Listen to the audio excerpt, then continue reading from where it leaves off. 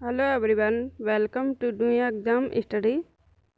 दोस्तों, आज हम पढ़ेंगे सीटीपी के वल्लानर प्रश्न जो सभी परीक्षाएं CTET, UP TET and super TET के लिए हेल्पफुल हैं। दोस्तों, शुरुआत करने से पहले आपसे एक रिक्वेस्ट है कि प्लीज़ वीडियो को लाइक, सब्सक्राइब और शेयर ज़रूर करें ताकि हमें आगे वीडियो डालने का मोटिवेशन मिले। चलते हैं क्वेश्चन पे। शिक्षा मनोविज्ञान आवश्यक है। शिक्षा मनोविज्ञान किसके लिए आवश्यक है? शिक्षा एवं अभिभावकों के लिए मनोविज्ञान आवश्यक है। अगला है, शिक्षा मनोविज्ञान का मुख्य संबंध सीखने से है। यह कथन किसने दिया है? सारे एंड टेलफोर्ड का। अगला क्वेश्चन है,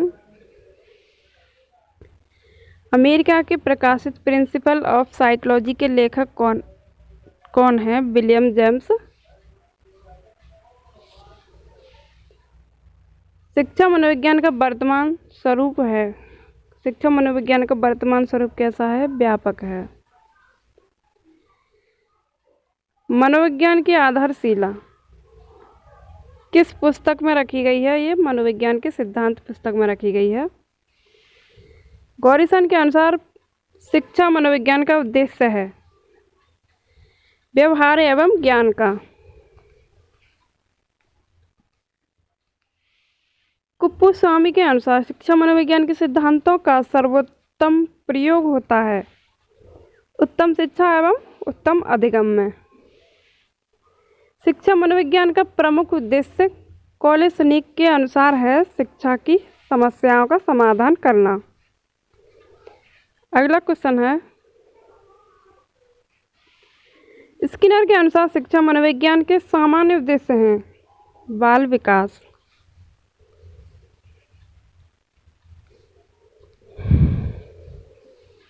स्किनर के अनुसार शिक्षा मनोविज्ञान के विशिष्ट उद्देश्य हैं बालकों के वांछनीय व्यवहार के अनुरूप शिक्षा के स्तर एवं उद्देश्यों को निश्चित करने में सहायता करना। अगला क्वेश्चन है, शिक्षा मनोविज्ञान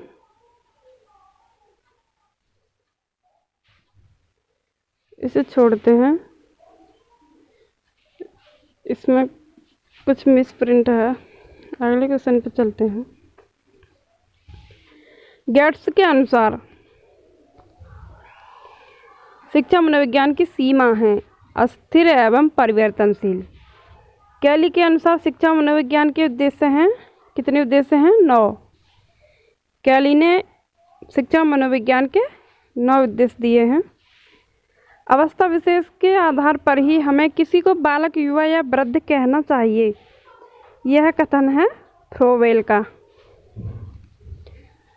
अगला क्वेश्चन है, हार्वर्ड के अनुसार शिक्षा सिद्धांतों का आधार होना चाहिए मनोवैज्ञानिक आधार।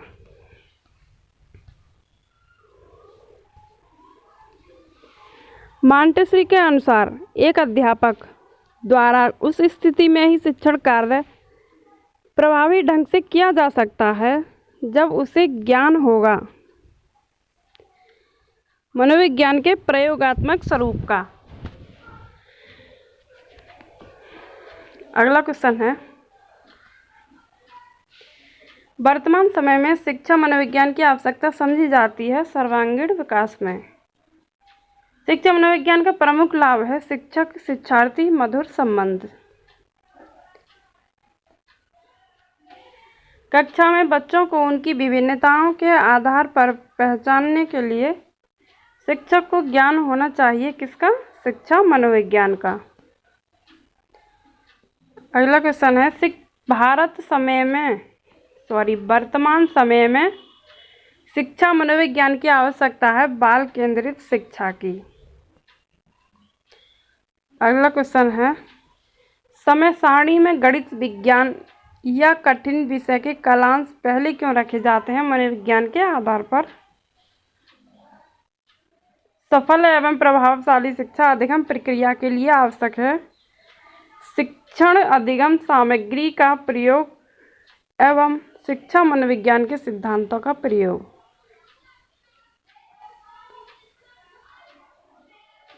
निर्देशन एवं परामर्श में किस विषय का अधिक उपयोग किया जाता है? शिक्षा मनोविज्ञान का।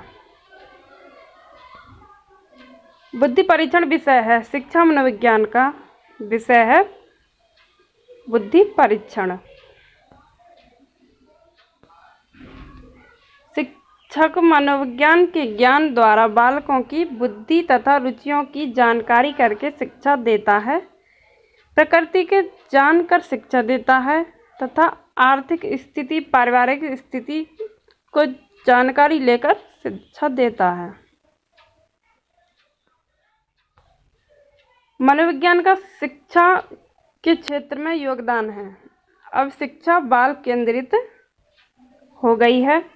शिक्षक बालकों से निकट संपर्क स्थापित करने का प्रयास करता है और शिक्षक को छात्रों की आवश्यकता का ज्ञान हो सकता है। छात्रों की योग्यता एवं रुचि आधार पर पाठ्यक्रम निर्माण में योगदान होता है शिक्षा मनोविज्ञान का। शिक्षा मनोविज्ञान एक विज्ञान है, शैक्षिक सिद्धांतों का विज्ञान है। शिक्षा मनोविज्ञान की उत्पत्ति मानी जाती है 1900 से। मनोविज्ञान शब्द में समांतर अंग्रेजी भाषा के शब्द साइकोलॉजी की व्युत्पत्ति किस भाषा से हुई है? ग्रीक भाषा से हुई है साइकोलॉजी की उत्पत्ति। शिक्षा का शाब्दिक अर्थ है पालन पोषण करना, सामने लाना और नेतृत्व देना। मनोविज्ञान वातावरण के संपर्क में लाने वाले व्यक्तियों के क्रियाकलापों का विज्ञान है। यह कथन दिया है वुडवर्थ ने। शिक्षा मनोविज्ञान शिक्षा का आधारभूत विज्ञान है। यह कथन है स्किनर का। शिक्षा मनोविज्ञान का संबंध है शिक्षा से, दर्शन से और मनोविज्ञान से। शिक्षा मनोविज्ञान की विषय सामग्री का संबंध है सीखने से।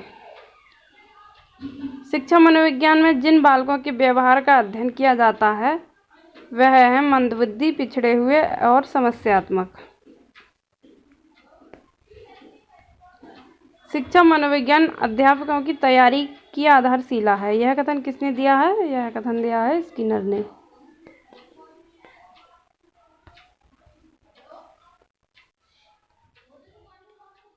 आंकड़ों का व्यवस्थापन करने हेतु संकलित आंकड़ों के संबंध में निम्नलिखित कार्य करना होता है: वर्गीकरण, सारणीकरण, आलेखी और निरूपण। मनोविज्ञान शिक्षा के क्षेत्र में सहायता देता है तथा बताता है शिक्षा के उद्देश्य संभावित हैं या नहीं। सीखने की प्रक्रिया के अंतर्गत शिक्षा मनोविज्ञान अध्ययन करता है। किसका अध्ययन करता है? प्रेरणा एवं पुनर्वलन के प्रभाव का अध्ययन।